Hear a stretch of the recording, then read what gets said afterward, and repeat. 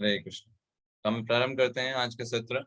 देवता के बारे में हम आज और अच्छे से समझेंगे। जो हमारा अभी तक विजन था उसको हम थोड़ा सा और एक्सपैंड करेंगे देवताओं के संबंध में। तो अभी सबसे पहले हम चर्चा करेंगे भगवत गीता के 7वें अध्याय के 21वें श्लोक से हम स्टार्ट करेंगे आज, है ना। यस, 7वां अध्याय और 21वां श्लोक। आप भगवत गीता अगर आपके पास है आप ओपन कर सकते हैं, इनके पास नहीं है तो हम आपको शेयर कर रहे हैं, आप उससे देख सकते हैं।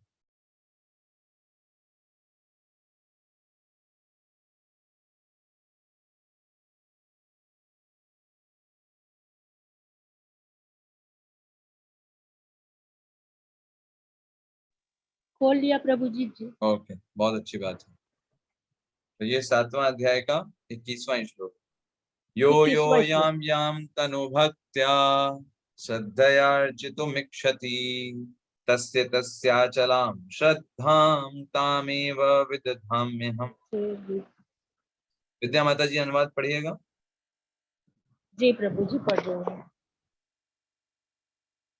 मैं प्रत्येक जीव के हृदय में परमात्मा स्वरूप स्थित हूँ। जैसे ही कोई किसी देवता की पूजा करने की इच्छा करता है, मैं उसकी श्रद्धा को स्थिर करता हूँ, जिससे वह उसी विशेष देवता की भक्ति कर सके। तात्पर्य भी पढ़ूं प्रभु जी? नहीं, तात्पर्य रहने दीजिएगा। तो अच्छा। यहाँ पर प्रभुपाद जी बता रहे हैं तात्पर्य में कि भगवान ने प्रत्येक व्यक्ति को स्वतंत्रता दी हुई है। प्रत्येक व्यक्ति को वो चाहे जिसकी सेवा कर सकता है ना। भगवान ऐसे नहीं कि बस मेरी ही करो, है ना, या और किसी की नहीं कर सकते। अगर आपकी इच्छा है कि आप किसी देवी देवता की पूजा करना चाहते हैं, ठीक है, भगवान आपको उसके लिए भी वो भी प्रदान करते हैं, वो भी प्रदान करते हैं, ठीक है, देवताओं की पूजा करते हैं। लेकिन वो देवताओं के प्रति भी जो श्रद्धा है वो व्यक्ति आत्मा अपने आप विकसित नहीं कर सकता, भगवान ही उसको विकसित कराते हैं। भगवान इसी को बता रहे हैं कि अगर कोई व्यक्ति इस भौतिक जगत में भोग भोगना चाहता है और इसके लिए वो देवताओं से सुविधाएं चाहता है, तो प्रत्येक हृदय में परमात्मा के रूप में भगवान स्थित हैं। वो उसके मनोभावों को जान करके उसको वो सुविधाएं प्रदान कर देते हैं। तो भगवान कभी भी जीव की स्वतंत्रता में हस्तक्षेप नहीं करता। जैसे ऐसे बोलते हैं ना, फ्री विल, सबके पास फ्री विल। तो भगवान अगर उसमें हस्तक्षेप करने लग गए तो फिर हम रोबोट बन जाएंगे। फिर अंतर क्या है हम में और रोबोट में? क्योंकि रोबोट भी मनुष्य के कहने के इशारों पर ही चलता है और जीवात्मा भगवान के इशारों पर चलेगी, तो फिर स्वतंत्रता रही कहाँ? आप बात समझ रहे हैं? इस बात को समझ पा रहे हैं आप? जी प्रभु जी। हाँ, वरना हम में और रोबोट में कोई अंतर नहीं रह जाएगा। इसलिए भगवान हमको स्वतंत्रता देते हैं, हमको समझा देते हैं, ठीक है भाई, अगर आप देवताओं की पूजा करोगे तो क्या समस्या है, मेरी सेवा करोगे, मेरी भक्ति करोगे, तुमको क्या फायदा है। भगवान ये बता देते हैं, लेकिन हमसे कुछ जोर जबरदस्ती नहीं करते कि नहीं तुमको यही ही करना पड़ेगा, ऐसा नहीं करते। वो हमारी इच्छा पर छोड़ देते हैं। तो भगवान देवताओं के लिए भी अपॉर्चुनिटी है, देवताओं को देवता है और एक तरफ भगवान है। तो आज का जो सत्र हम करेंगे वो एक लेक्चर ना होकर के एक डिस्कशन के रूप में रखेंगे, जिसमें हम छोटे छोटे पॉइंट्स को डिस्कस करेंगे, ठीक है। देखिए, भगवान बार बार इस बात को बताते हैं कि जिन लोगों की बुद्धि मारी जाती है वो लोग देवताओं के पास जाते हैं। देखिए, जैसे 7वें अध्याय का 20वां श्लोक लीजिए, जैसे इसके पहले वाला श्लोक। तो भगवान क्या बोलते हैं? कामस्ते इस्ते हृत ज्ञाना प्रपद्यन्ते अन्य देवता। मतलब क्या है? जिन लोगों की बुद्धि इस जगत में भौतिक भोग भोगने हैं, इस तरीके से उनकी मारी जाती है, ऐसे लोग किसके पास जाते हैं? देवताओं के पास। हाँ, देवताओं के पास जाते हैं। भगवान बार बार इस बात को बता रहे हैं। और फिर देवताओं के अनुष्ठान करेंगे, जो बताया जाएगा वो करेंगे, सारी क्रियाओं को फॉलो करेंगे। तो ये बार बार भगवान इस बात को बताते हैं, समझाते हैं। तो सबसे पहला हम समझेंगे देवताओं की स्थिति और हमारी स्थिति में क्या अंतर है। देखिए, देवता लोग कोई सामान्य व्यक्ति नहीं होते, पहले तो हमें यह समझना चाहिए। जैसे एक राष्ट्र होता है तो राष्ट्र में एक कौन होते हैं? प्रधानमंत्री होते हैं, और फिर एक चीफ मिनिस्टर होते हैं, फिर सांसद होते हैं, विधायक होते हैं। तो ऐसे ही देवता जो हैं वो सामान्य जीव नहीं है, ऐसे जीव हैं जिनके पास अधिक शक्तियां हैं हमारी अपेक्षा। उनके पास ज्यादा शक्तियां, जैसे एक चीफ मिनिस्टर है उसके पास ज्यादा शक्ति होती है सामान्य व्यक्ति की अपेक्षा। लेकिन प्रधानमंत्री से ज्यादा शक्ति नहीं हो सकती, प्रधानमंत्री से तो अंडर में ही। ठीक ऐसे ही जो देवता हैं वो भी, उनमें हमसे ज्यादा शक्ति होती है, लेकिन वो सुप्रीम बीइंग नहीं, वो सुप्रीम बीइंग नहीं। तो ये चीज हमको यहाँ पे समझना है। अभी कोई बोल सकता है नहीं प्रभु जी, देवता तो भगवान के बराबर ही होते हैं, तो उनसे पूछना चाहिए। देखिए, जब भी आपने देखा होगा, कभी शास्त्र में देखिए, जब भी कोई समस्या आती है, देवता सब भाग करके कहाँ जाते हैं, किसके पास जाते हैं? विष्णु जी के कृष्ण पास। के पास। इंद्र हाँ, पहले, हाँ पहले वो ब्रह्मा जी के पास जाते हैं। अगर पहला देखा जाए तो पहले कहाँ जाएंगे? ब्रह्मा जी के पास। विष्णु जी के पास डायरेक्ट नहीं जा सकते। ब्रह्मा फिर, जी। हाँ, फिर ब्रह्मा जी उसको कहते हैं भाई हमसे भी नहीं होगा, अब चलो विष्णु जी के पास, है ना। तब विष्णु जी के पास जाते हैं, चाहे कोई भी केस रहा हो, हर केस में यही होता है। ध्रुव महाराज के केस में ले लीजिए, हिरण्यकशिपु के केस में ले लीजिए, हर केस में ऐसे। तो even though they are controllers, वो हैं हमसे ज्यादा शक्तिशाली हैं, लेकिन जब ऐसी समस्या आ जाती है कि उनसे भी हल नहीं होती, तो कहते हैं चलो अभी हमको चलना है भगवान के पास। तो देवताओं और भगवान में अंतर क्या होता है? किसी का अनम्यूट बैकग्राउंड, तो बंद कर पैकेट लाए तो भूल गए। Just a minute. हाँ, अभी ठीक। देवताओं और भगवान में अंतर क्या है? भगवान हमको वो देते हैं जिसकी हमको जरूरत है, और देवता हमको वो देते हैं जो हम चाहते हैं। क्लियर? Very basic difference. आप देवताओं के पास जाइए कि हमको धन दे दीजिए, हमको बड़ा बंगला दे दीजिए, देवता कहेंगे अच्छा तुमको ये चाहिए क्या, लो ले लो, है ना। और आप भगवान के पास जाइए, भगवान से कहिए हमको धन दे दीजिए, हमको दौलत दे दीजिए, शोहरत दे दीजिए, बहुत फेम दे दीजिए, भगवान कहेंगे एकदम नहीं देंगे, तुम्हारी योग्यता ही नहीं है अभी। तो भगवान तब तक नहीं देंगे जब तक वो देखेंगे नहीं कि ये व्यक्ति उसको संभाल पाएगा। समझ रहे हैं बात आप कह रहे हो हमें धन दे दो, लेकिन भगवान जानते हैं इसको धन दिया, ये अपना बेड़ा गर्क करेगा, दूसरों को भी नुकसान करेगा, तो इसलिए इसको अभी धन नहीं देना है, अभी इसको नौकरी नहीं देना है, कितना भी मांगे नहीं देंगे भगवान। पहले हमको शुद्ध करेंगे, पहले हमारी चेतना शुद्ध करेंगे। ये चीज है, ये अंतर, ये देवताओं में नहीं। देवता कैसे हैं? शॉपकीपर की तरह। आप पैसे लेके गए, है ना, आपने उस पैसे लेके कहा हमको चाहिए सिगरेट चाहिए, तो शॉपकीपर आपसे पूछेगा कि नहीं नहीं सिगरेट मत क्या करो, कैंसर हो जाएगा, अच्छी बात नहीं है, देखो सिगरेट पे लिखा हुआ है जानलेवा है, ये बोलेगा कोई शॉपकीपर? वो कहेगा एक पैकेट क्यों ले रहे हो, 10 पैकेट ले जाओ, ठीक है, 10 गुना लाओ और लेके जाओ। इज इट राइट और नॉट? जी प्रभु जी।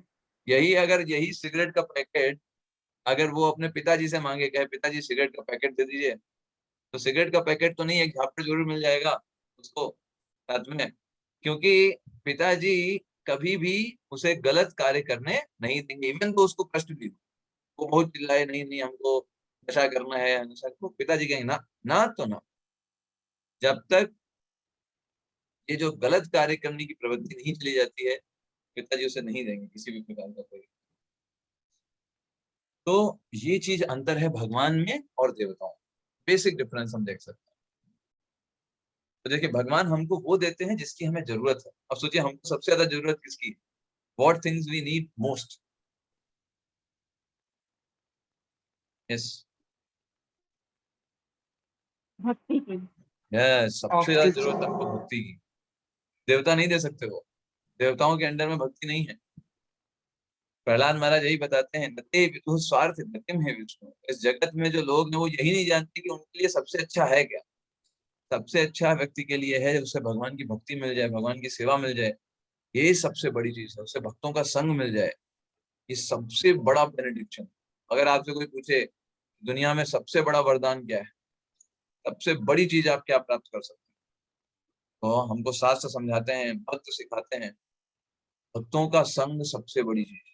अगर कोई व्यक्ति को डिवोटीज का एसोसिएशन मिल रहा है, ही इज और she is the most fortunate person in the world, क्योंकि संग से ही व्यक्ति को रंग चढ़ता है, संग ये है जो उसको आगे लेकर के चला जाता है। वरना हमारा जनरल स्वभाव क्या है, हमको हमेशा नीचे ही गिरना चाहते हैं। अगर व्यक्ति को छोड़ दिया जाए तो हमेशा वो बुरे काम ही करेगा, संग के कारण वो बचा रहता है।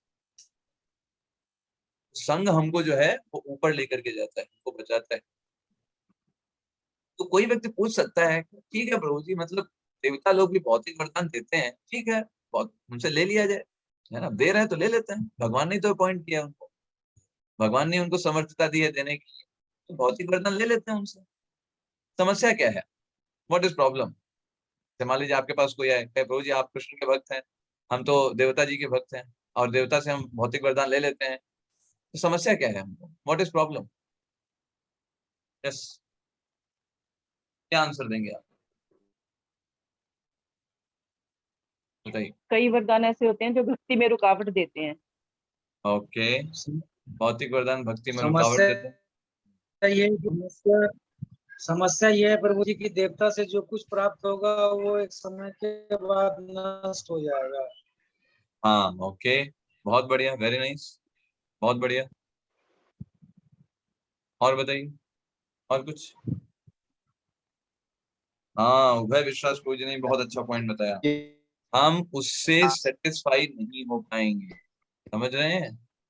देवताओं से जो कुछ भी मिल जाए प्राप्त कर लीजिए। आप कोई भी एग्जाम्पल ले लो, जो लोग देवताओं से कुछ वरदान प्राप्त किए, चाहे वो रावण हो, हिरण्यकशिपु हो, उनको देवताओं से वरदान मिल गया, फिर संतुष्ट हो गए उससे उसके बाद? नहीं प्रभु जी। नहीं, कुछ नहीं थे। उनके अंदर काम, क्रोध, मद, लोभ बढ़ा ही। हिरण्यकशिपु को देखिए, पूरे विश्व पे शासन कर रहा था, एक बच्चा ही तो बात नहीं मान रहा था, छोड़ देता। तो ठीक है भाई, एक बच्चे को छोड़ दो, पूरा विश्व तो बात मानना है ना, पूरा ब्रह्मांड तो बातें मानना है, एक बच्चा नहीं मानना है, छोड़ दो उसको। नहीं, नहीं छोड़ना है, उसको भी नहीं छोड़ा, और उसको नहीं छोड़ने, अपनी जान गंवा दिया उस बच्चे के पीछे, लेकिन छोड़ा नहीं उसको, है ना? रावण को देख लीजिए, इतने सारे उसने विवाह किए, है ना, एक सीता जी ही तो थी, छोड़ देता उनको, बच जाता, लेकिन नहीं, नहीं छोड़ पाया। तो मतलब क्या है, इवन दो देवताओं से वरदान प्राप्त करने के बाद भी व्यक्ति को जो ग्रीड होती है वो बढ़ती चली जाती है, काम, क्रोध, लोभ ये कम नहीं होता, ये बढ़ जाता है उसको प्राप्त करने के बावजूद भी। कोई व्यक्ति अगर देवताओं के पास जाकर के बहुत करोड़पति बन भी गया, लखपति बन गया, तो इसका मतलब ये नहीं कि संतुष्ट हो जाएगा। वो करोड़पति बन संतुष्ट गया तो नहीं होता। हाँ, अब अरबपति बनने के सोचेगा, परेशान वो वहां भी रहेगा, जैसे हिरण्यकशिपु परेशान था, जैसे रावण परेशान। और वो व्यक्ति इवन इन सारी चीजों को कितने दिन एंजॉय कर पाएगा? जैसे मान लीजिए कोई व्यक्ति बहुत धनी बन भी गया, कितने दिन एंजॉय करेगा, कितने समय तक एंजॉय करेगा? कि देवताओं के वरदान, जब देवता ही हमेशा नहीं रहते, तो उनके द्वारा दिए गए वरदान कैसे हमेशा रहे? आप ये सोचिए, जब थोड़ा सा भी कोई आश्रित आक्रमण हो जाता है, देवता पहले भाग जाते हैं वहां से। तो जो देवता खुद ही अस्थिर हैं, वो हमको वरदान देकर के स्थिर क्या करेंगे? समझ रहे हैं बात को आप? तो इसलिए देवता जो हैं वो, उनके भौतिक वरदान एक्चुअली में हमारा टाइम वेस्ट हो जाता है। आप देखिए, हिरण्यकशिपु ने कितना तपस्या की, 60,000 साल तक तपस्या, कुछ नहीं। और वरदान जो मिला, जो इतना सब दिन में ना मरो रात में ना मरो, भगवान ने एक ही बार में सारे वरदान करके उसे फिनिश कर दिया। बताइए फायदा क्या रहा इतना वरदान, इतना मेहनत करने का, है ना? कोई फायदा नहीं था। और उसके विपरीत अगर देखिए, भगवान की सेवा ध्रुव महाराज ने किया सिर्फ 6 महीने, ठीक है, ओनली इन 6 मंथ, और हमेशा के लिए, चिरकाल के लिए वो अभी ध्रुव लोक में। तो बताइए कौन बुद्धिमान था, ध्रुव या फिर हिरण्यकशिप? महाराज। ध्रुव महाराज। ओ महाराज। ध्रुव ओ महाराज जैसे वो, महाराज। ध्रुव महाराज से वो ज्यादा बुद्धिमान, इंटेलिजेंट पर्सन था। अच्छा, कुछ लोग आपको और मिल जाएंगे, वो बोलेंगे देखो भाई, हम तो देवताओं को भी नहीं मानते, भगवान को भी नहीं मानते।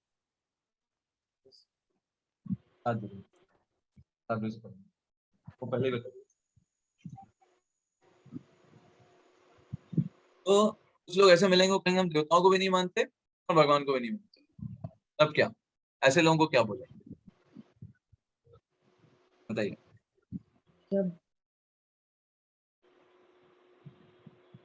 सोचिए, उनको आप क्या बोलेंगे? वो कहेंगे हम तो किसी को नहीं मानते भाई, हम तो बस अपनी दुनिया में जीते हैं, हम ना देवताओं की पूजा करते हैं ना भगवान कृष्ण की पूजा करते हैं। उनको क्या बोलेंगे आप? नास्तिक बोलेंगे, उसकी मति मरी हुई है। नास्तिक। नास्तिक। यस, नास्तिक उनको बोल सकते हैं, और उनको समझाने के लिए क्या बता सकते हैं, उनसे कहो देखो भाई, तुम भगवान कृष्ण को नहीं मानते, देवताओं को नहीं मानते, लेकिन किसी ना किसी को तो मानोगे ही, क्योंकि तुम्हारा नेचर है। नेचर क्या है? कि नेचर है कि हमारा ये नेचर होता है, हम किसी ना किसी को आइडियल मानेंगे। नहीं भगवान कृष्ण और देवताओं को मानेंगे तो अम्बेडकर जी को मान लेंगे, गांधी जी को मान लेंगे, मोदी जी को मान लेंगे, योगी जी को मान लेंगे, किसी ना किसी को तो आइडियल मानेंगे ही मानेंगे। ये चीज हमारे अंदर होती है ना। कोई भी व्यक्ति आप ऐसा दिखा दो जो कहते हैं हम किसी को आइडियल नहीं मानते, कभी भी ऐसा नहीं बोल सकते, है ना। कभी वो इस तरीके का बोल ही नहीं सकता, है ना? क्योंकि ये ह्यूमन नेचर होता है, किसी ना किसी को हम आदर्श मान करके जीते ही हैं। जो व्यक्ति बोलता हो ना हम भगवान को नहीं मानते, तो देखो किसी ना किसी एक्टर या एक्ट्रेस को अपना आदर्श मानता होगा, है ना। वो सोचता होगा कि ये हमारे लिए इम्पोर्टेंट है और हम पास मिल सकें इससे। समझ रहे हैं बात को आप। वो किसी ना किसी को आदर्श मान करके जीवन जिएगा ही जिएगा। बिना आदर्श के आप जीवन नहीं जी सकते। तो आप अगर देवताओं को आदर्श नहीं मानते हैं तो इस जगत के एक्टर एक्ट्रेस को या इस जगत के नेताओं को आदर्श मान करके जीवन जिएंगे, जो खुद ही मिजरेबल हैं, जो खुद ही नष्ट होने वाले हैं, उनको आदर्श मान करके जीवन जिएंगे। तो हमारे पास कोई ऑप्शन नहीं है, या तो हम भगवान को जो कि हमेशा रहने वाले हैं उनको आदर्श माने, या इस जगत के किसी जीव को आदर्श मान करके जीवन जिए। बिना आदर्श के हम जीवन नहीं जी सकते, क्योंकि हम देखिए हमारा स्वभाव कैसा है, आत्मा का धर्म है सेवा करना, ठीक है। वो किसी ना किसी को आदर्श मानेगा ही और सेवा करेगा ही, आप उसको रोक नहीं सकते, है ना। जो लोग ऐसा बोले कि हम देवताओं को नहीं मानते, भगवान को नहीं मानते, हम इनको नहीं मानते, उनको मानते, तो दिखेगा वो किसी ना किसी भौतिक व्यक्ति को मानता होगा, है ना, किसी ना किसी प्रिंसिपल को मानता होगा और उसी के लिए वो कार्य करेगा। बिना किसी को माने हुए वो व्यक्ति जीवित नहीं रह नहीं सकता। ह्यूमन नेचर ही है वो करना। ओके, तो एक प्रश्न और आता है, क्या भगवान कृष्ण की सेवा करके क्या हमको भौतिक चीजें प्राप्त हो सकती हैं?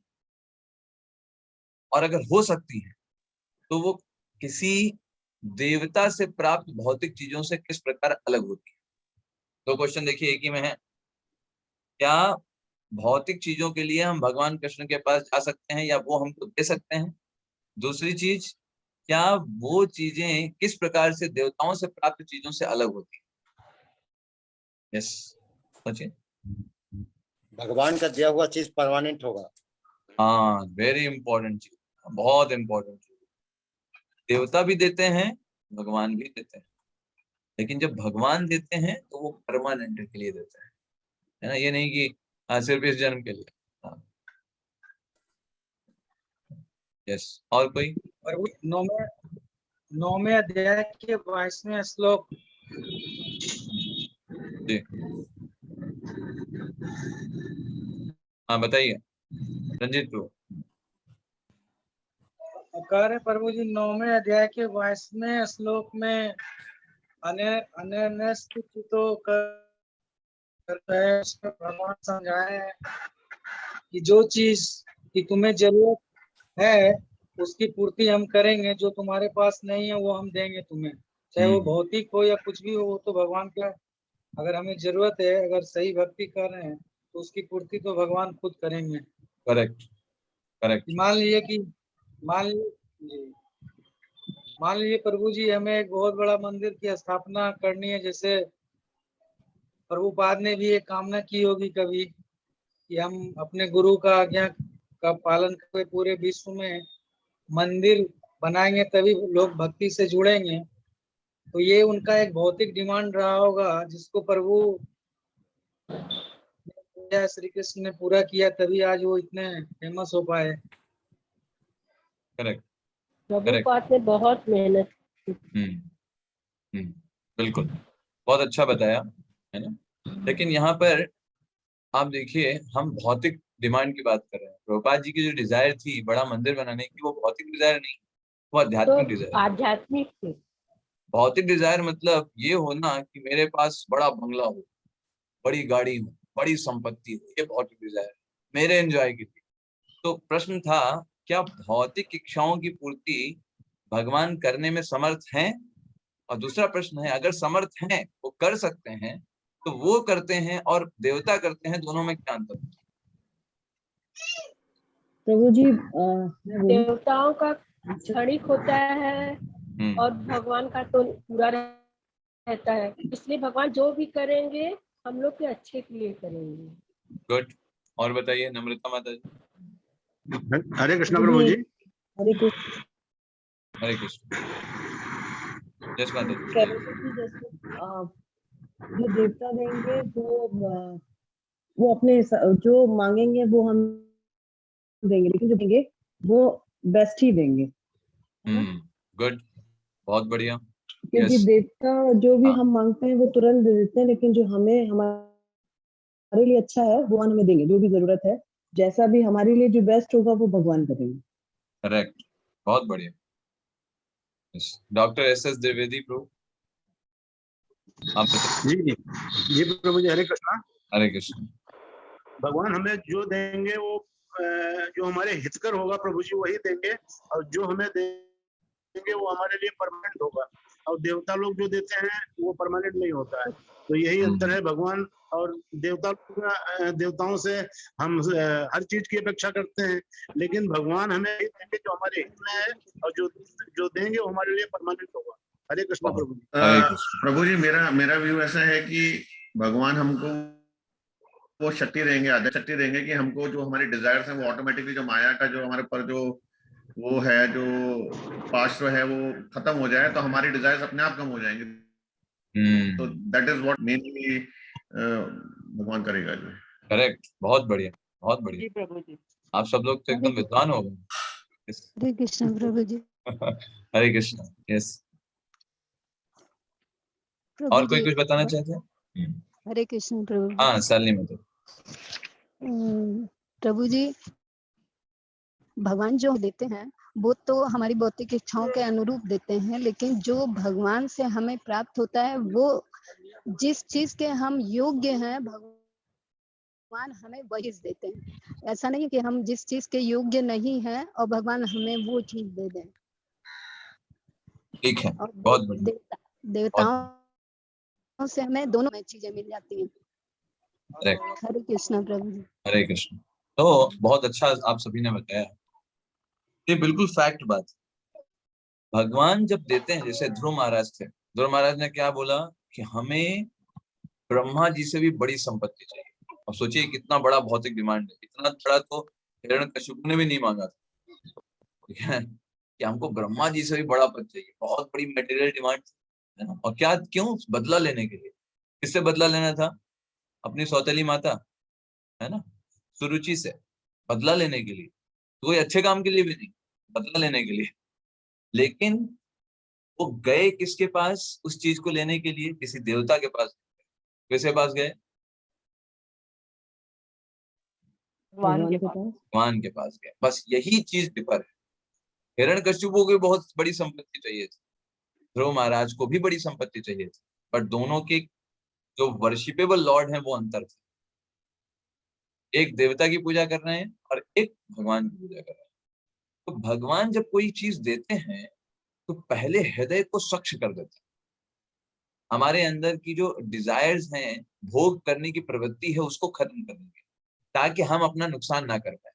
ठीक है, कोई पोस्ट पोजीशन देंगे तो पहले ही हमारा हृदय का वो मल निकाल देंगे, ताकि जब हम उस पोस्ट पोजीशन में जाएं तो फिर हम वो उसका जो मद है वो हमारे ऊपर चढ़ ना पाए। अदरवाइज आप देखिए, कोई छोटा सा भी कोई व्यक्ति को बना दीजिए, कहीं हेड बना दीजिए, कहीं कोई चीज बना दीजिए, उस व्यक्ति की चाल ढाल बदल जाती है। क्यों? क्योंकि उसका मद चढ़ जाता है उसको। तो भगवान जब किसी को कोई पद पदवी या कुछ धन देते हैं तो पहले उसके हृदय को स्वच्छ कर देते हैं। देवता ऐसा नहीं करते। इसलिए आप देखिए, जितने लोग देवताओं से वरदान प्राप्त करते हैं, वरदान प्राप्त करने के बाद भी उसका दुरुपयोग ही करते हैं। वही रावण ने उन्हें किया, अहंकार होता है। हिरण्यकशिपु ने किया, है ना। यस, सही बात है। इज इट हाँ जी क्लियर? प्रभु जी, उनको अहंकार हो जाता है। हाँ हाँ, जी। उनको अहंकार हो जाता है। लेकिन जो भगवान जब कोई बेनिडिक्शन देते हैं, कोई अहंकार नहीं होता। जैसे फॉर एग्जाम्पल, उनको अहंकार नहीं होता। हाँ, प्रहलाद महाराज को कोई अहंकार हुआ क्या? हिरण्यकशिपु के बाद उनको बना दिया नहीं राजा, प्रभु जी। कोई अहंकार नहीं हुआ। सुग्रीव को अहंकार हुआ क्या जब बाली के बाद उनको बना दिया? नहीं, कोई अहंकार नहीं। नहीं विभीषण को कोई अहंकार नहीं हुआ। तो ऐसे नहीं ही प्रभु जी। ध्रुव महाराज को ध्रुव लोक दे दिया, कोई अहंकार। लेकिन आप देखिए, रावण को तुरंत अहंकार हो गया, है ना। हिरण्यकशिपु को तुरंत अहंकार हो गया कि मैं ही सबसे बड़ा राजा हूँ, मेरे द्वारा ही सब कुछ होना चाहिए। तो वो हृदय स्वच्छ नहीं करते देवता। इसलिए एक बुद्धिमान व्यक्ति को, इसलिए भगवान 7वें अध्याय के 20वें श्लोक में बोल रहे हैं, जिनकी बुद्धि भौतिक कामनाओं से मारी जाती है, ऐसे लोग देवताओं के पास जाते हैं। Yes, very important thing. तो देवता लोगों के पास आखिर इतना लोग जाते क्यों? भाई देखिए, भगवान भी दे रहे हैं और देवता भी दे रहे हैं, तो व्यक्ति भगवान के पास ही क्यों नहीं चले जाते, देवताओं के पास क्यों जाते हैं?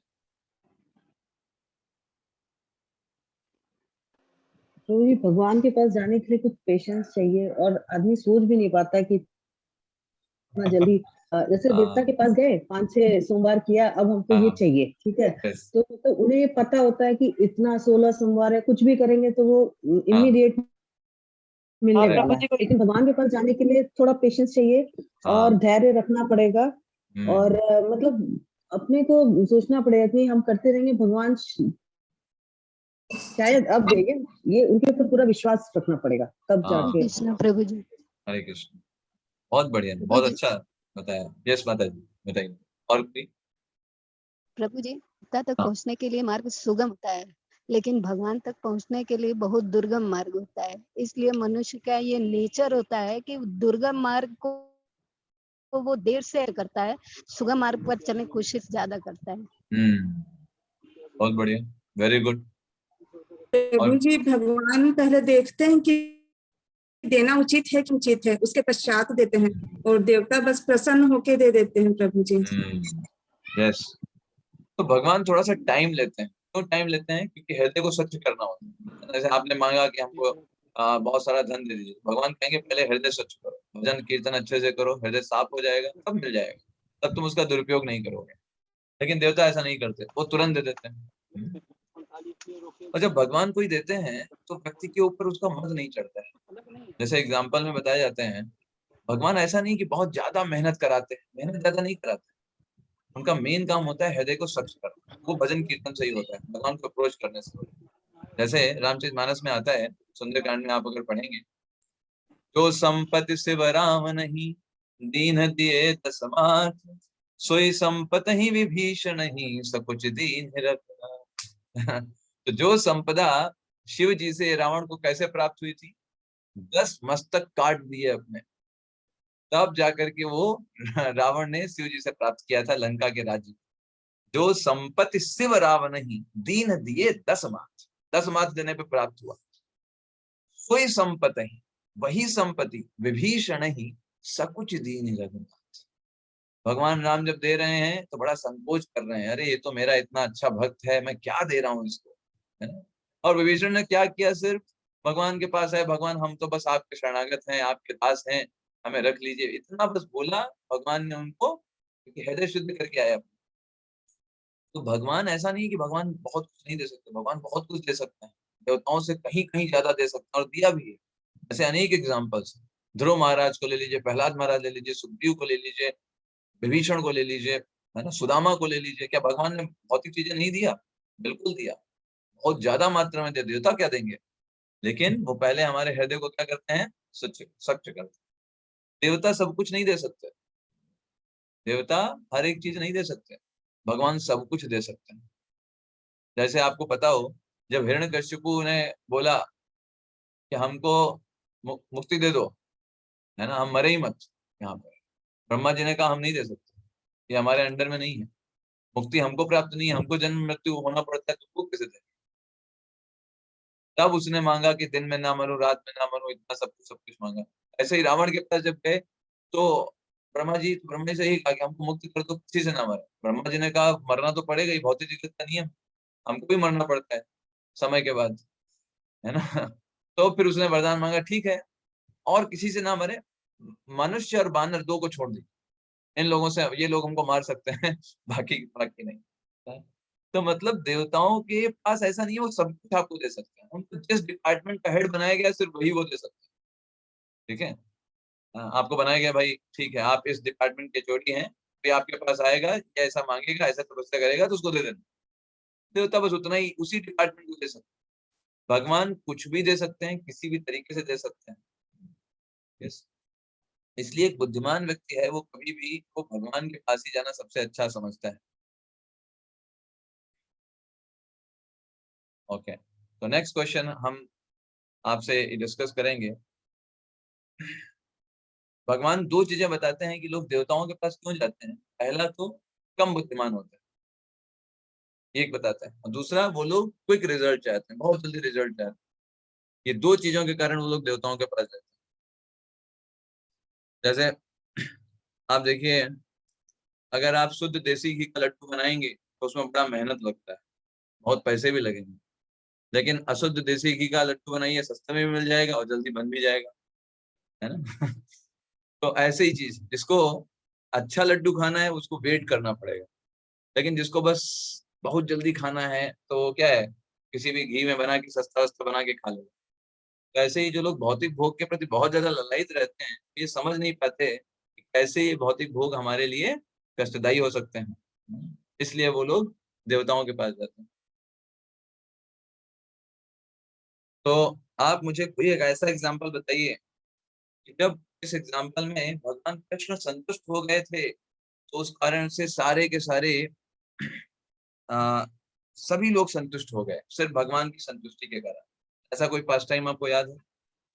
जब भगवान संतुष्ट हुए तो सब संतुष्ट हो गए। यस प्रभु जी, जब वो द्रौपदी को बनाना था खाना, वो दुर्वासनी मतलब आ गए थे उस समय, फिर भगवान ने उनके मतलब उससे पात्र से चावल का एक दाना खा लिया, तो उससे फिर सभी के पेट में थे। यस।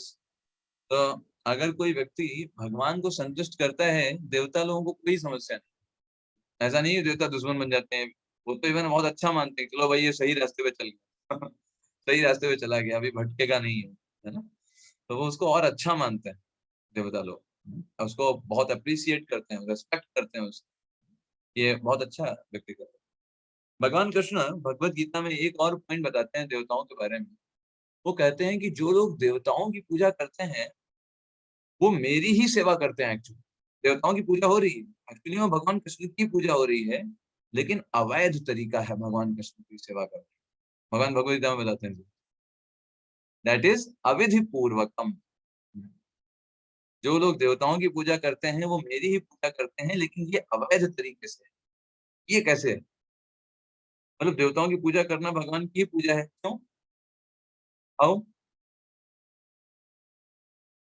क्योंकि सारे देवता भगवान के ही हाँ सारे शरण में देवता भक्त हैं उनके। यस भगवान के ही शरण में है। गुड।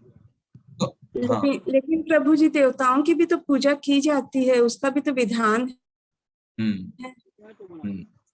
तो भगवान ने सेंटेंस क्या बोला कि जो देवताओं की भी पूजा कर रहे हैं वो मेरी ही पूजा कर रहे हैं, लेकिन तरीका गलत है मेरी पूजा करने का। सही तरीका क्या होता है? डायरेक्ट भगवान की सेवा की। गलत तरीका क्या है? देवताओं की पूजा करना। ये गलत तरीका है भगवान को अप्रोच करना। इसको हम कैसे समझ सकते हैं कि जैसे कोई व्यक्ति, हरे कृष्ण प्रभु जी। हाँ यस प्रभु जी, यस प्रभु जी।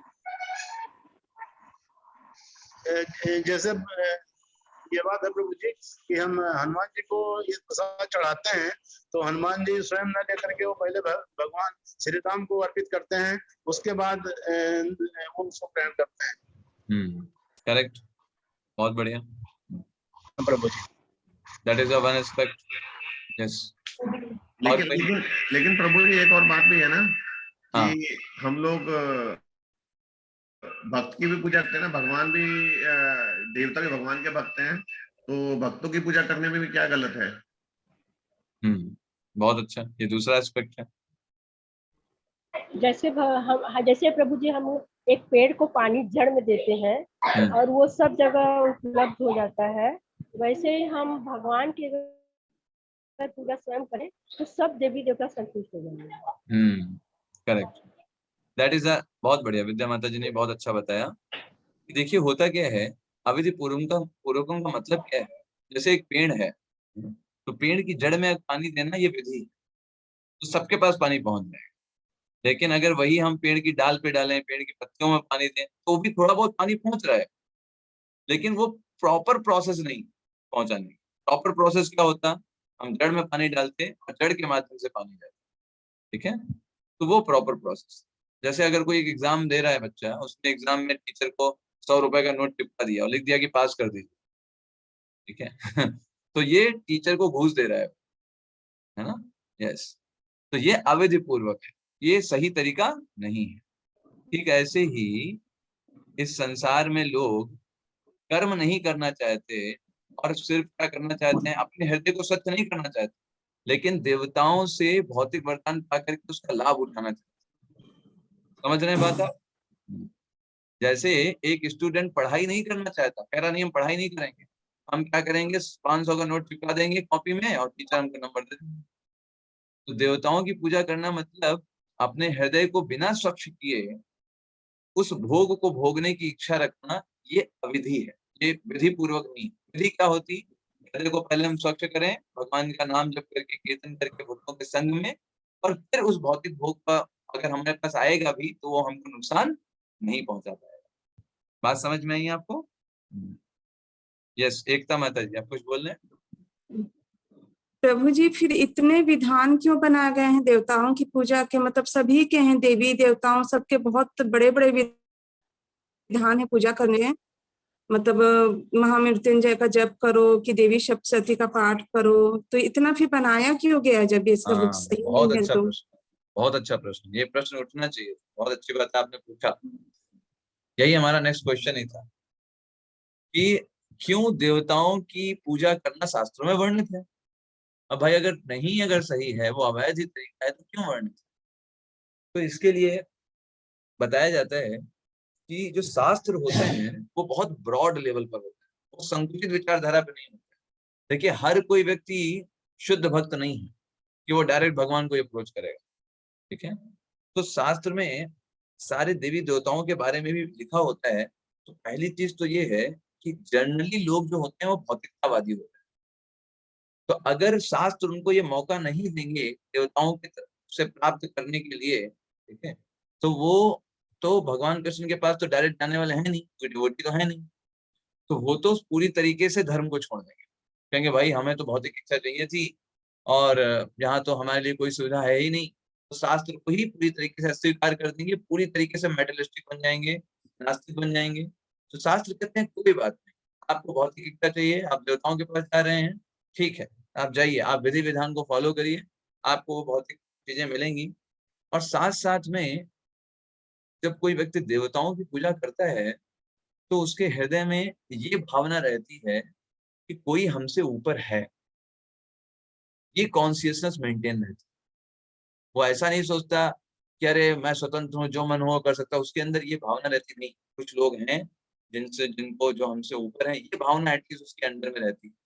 तो वो पहली सीढ़ी पर उसने कदम रख दिया है कि कोई हमसे सुपीरियर है।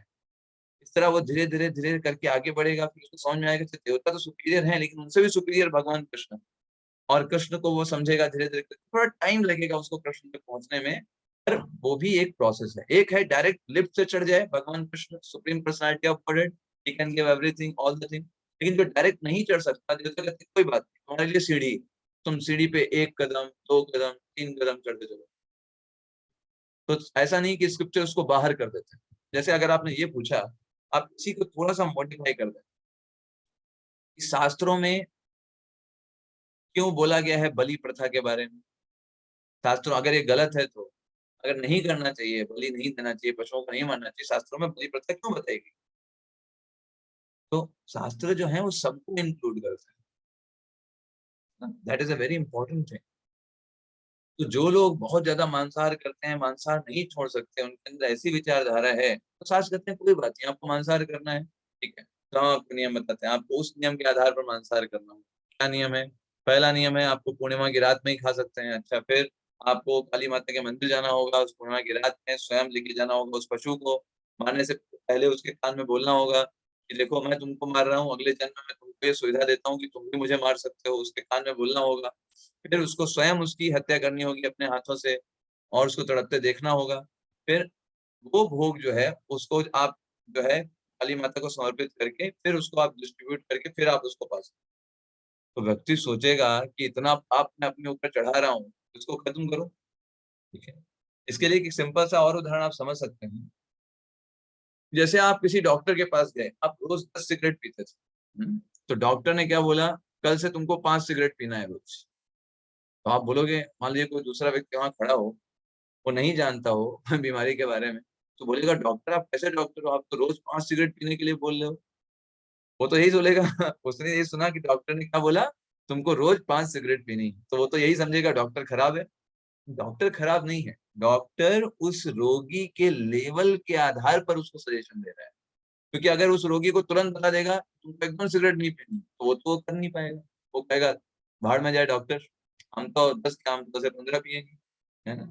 तो शास्त्र जो होते हैं वो सबको इंक्लूड करते हैं और हर एक स्तर पे बताते हैं, और ये भी बताते हैं सबसे ऊपर कौन, ये भी बताते हैं। तो अगर आप देखिए हमारे 18 पुराण हैं, 18 पुराण को 3 गुणों में विभाजित किया गया है। 6 पुराण जो है वो तमोगुणी लोगों के लिए, उसमें किसको सुप्रीम बताया गया है, उन पुराणों में पढ़ेंगे तो यही लिखा है, काली जी सुप्रीम है, शिव जी सुप्रीम है ना, शिव जी सुप्रीम पर्सनालिटी है। अदर आप सोचो अगर ऐसा नहीं लिखा होगा तो बेचारे वो लोग कैसे भगवान की पूजा कर पाएंगे, जो सुप्रीम नहीं है तो क्यों सेवा करें, है ना। तो इसलिए तमोगुणी पुराणों में, है ना, यही लिखा है कि कौन सुप्रीम है, शिव जी काली जी, इन्हीं को सुप्रीम बताया। 6 पुराण जो है वो है रजोगुणी पुराण, उसमें किसी ना किसी देवी देवता को सुप्रीम बताया गया है, जो गुड लुकिंग है उनको सुप्रीम बताया गया है। और 6 पुराण सत्वगुणी पुराण, उसमें भगवान विष्णु को बताया गया है कि वो सुप्रीम पर्सनैलिटी। आप जिस लेवल के हो उस लेवल का आप करो, उस लेवल का आप फॉलो करो। और फिर जो लोग बुद्धिमान हैं उनके लिए सत्वगुणी पुराण, वो उनको इन्फॉर्मेशन, डायरेक्ट इन्फॉर्मेशन देते हैं। तो ये चीज इंपॉर्टेंट, इसीलिए आप देखेंगे शास्त्रों में अनेक जगह पे अलग चीजें क्यों हो जाती हैं, लेवल के आधार पर। ऐसा नहीं है शास्त्र में जो हर चीज लिखी है वो हमको फॉलो करना है, हमारे लेवल के आधार पे हमको चीजें फॉलो करना। भगवान कृष्ण डायरेक्ट हमको सब कुछ देने में समर्थ है, तो हम डायरेक्ट उनसे प्राप्त कर सकते हैं। श्रीमद् भागवतम में आता है किसी को कुछ भी डिजायर हो हमेशा भगवान के पास ही जाना चाहिए।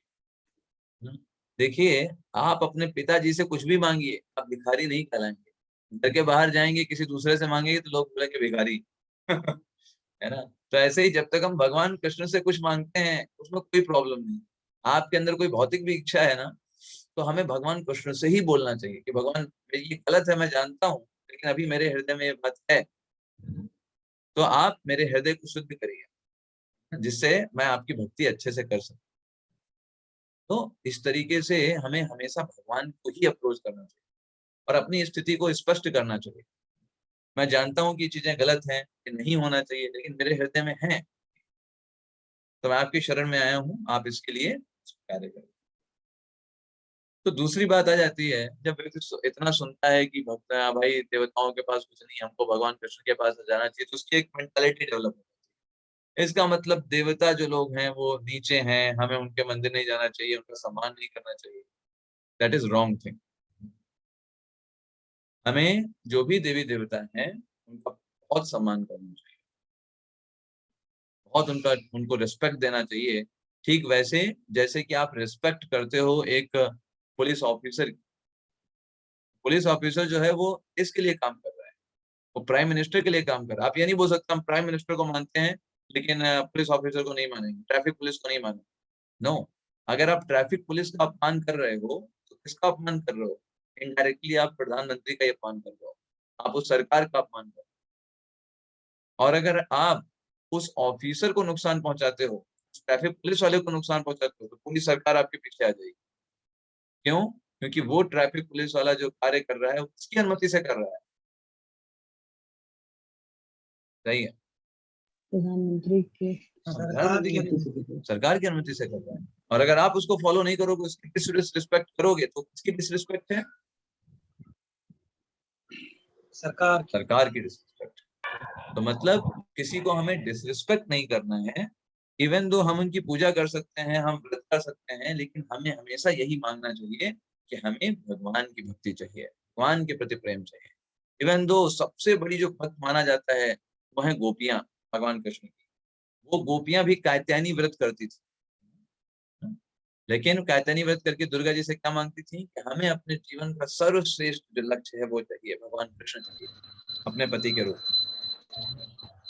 तो इसलिए शास्त्र हमको बताते हैं। विद्या माता जी आप म्यूट कर लीजिएगा, आपकी आवाज आ रही है पीछे से। तो सारे शास्त्र हमको ये बार बार बताते हैं कि हमको किसे अप्रोच करना चाहिए, भगवान को अप्रोच करना चाहिए, तब वो सबसे सही हो सकता है हमारे लिए। और साथ साथ में जैसे मान लीजिए 3 लोग अगर आ जाएं, एक एमएलए है, एक सीएम है और एक प्रधानमंत्री, तीनों लोग आ गए, और आपके पास एक ही हार है, किसको पहनाएंगे? प्रधानमंत्री को। प्रधानमंत्री को। प्रधानमंत्री को पहनाएंगे। तो उसमें क्या सीएम गुस्सा करेंगे कि मेरे को नहीं पहनाया, प्रधानमंत्री को क्यों पहना दिया? नहीं प्रभु जी। नहीं गुस्सा। तो ऐसे ही हमको समझना चाहिए। लेकिन अगर मान लीजिए आपने सीएम को पहना दिया, तीनों लोग खड़े थे, आपने सीएम को पहना दिया, तब सीएम को भी ऑकवर्ड लगेगा, है ना जी। हाँ, सीएम को भी ऑकवर्ड लगेगा और वो आपको भी अच्छा नहीं लगेगा बाद में, ये मैंने गलत किया। क्यों? क्योंकि वो सही पर्सपेक्ट नहीं था। तो हमें सारे देवताओं का सम्मान करना चाहिए, उनको प्रणाम करना चाहिए, लेकिन हमारी डिजायर ये होनी चाहिए कि मुझे भगवान की सेवा करनी है, भगवान के प्रति प्रीति को डेवलप करना है और इस भौतिक जगत के भोगों को नहीं भोगना है। इवन तो हमारे अंदर डिजायर है, लेकिन हमको समझना चाहिए कि वो डिजायर हमको धीरे धीरे खत्म करनी है, क्योंकि इस भौतिक जगत के कितने भी भोग लीजिए, कभी भी आप संतुष्ट नहीं हो सकते। Never you can be satisfied. जब रावण नहीं सेटिस्फाई हो पाया, हिरण्यकश्यपु नहीं सेटिस्फाई हो पाया, तो क्या आप और हम हो सकते हैं भौतिक भोगते? देखिए, व्यक्ति बूढ़ा हो जाता है, इच्छाएं बूढ़ी नहीं होती। इच्छाएं तो वैसी प्रगाढ़ रहती हैं, वो तो व्यक्ति के शरीर में क्षमता नहीं रह जाती भोग करने की, तो बेचारा लाचार हो जाता है। इच्छाएं खत्म नहीं होती। तो ये इच्छाएं इसी प्रकार की होती हैं, इसलिए बुद्धिमान व्यक्ति इन इच्छाओं को भगवान से प्रेयर करके, भगवान की भक्ति करके, धीरे धीरे रिड्यूस करके भगवान की सेवा करते हैं और वो इच्छाएं डेवलप करते हैं अपने अंदर में, भगवान की सेवा से संबंधित। तो ऐसा हमारा उद्देश्य होना चाहिए। ठीक है, तो आज हम यहीं पे एंड करेंगे क्लास को। आपके अगर कोई प्रश्न है इससे संबंधित, है ना, और या फिर इससे रिलेटेड कोई प्रश्न है, तो आप मुझे पर्सनली बाद में कर सकते हैं। पर्सनली आप मुझे मैसेज भेज सकते हैं, प्रश्न पूछ सकते हैं, या फिर हम फिर शनिवार को जब मिलेंगे प्रश्नोत्तर क्लास में, तब आप उसके प्रश्न पूछ सकते हैं, है ना। तो अभी मुझे निकलना है 7 o'clock पे एक प्रोग्राम के लिए, तो इसलिए मैं उधर निकलूंगा। आपके प्रश्न हो आप मुझे पर्सनली भेज दीजिए, या फिर शनिवार को आप पूछ सकते हैं। ओके, हरे हरे कृष्ण, हरे कृष्ण, हरे कृष्ण प्रभु जी। हरे कृष्ण, धन्यवाद, हरे प्रभु जी। हरे कृष्ण, हरे कृष्ण, हरे कृष्ण। हरे कृष्ण।